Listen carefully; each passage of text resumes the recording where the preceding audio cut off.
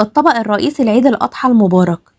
النهاردة بإذن الله هنعمله مع بعض بطعم زي زمان بالظبط، وبأسرار تخليها تنجح معاكي من أول مرة، والطعم هيفاجئك بإذن الله.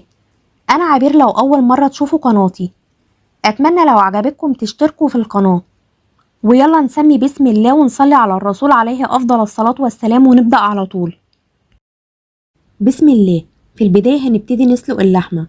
في حلة على النار هضيف حوالي معلقة كبيرة من الزيت ومعلقة كبيرة من الزبدة.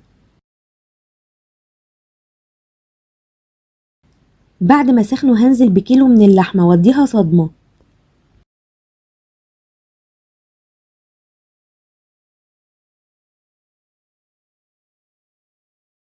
وبعد ما يتغير لونها هبتدي اقلبها على الناحية التانية. وبعد ما اللحمة اخدت صدمة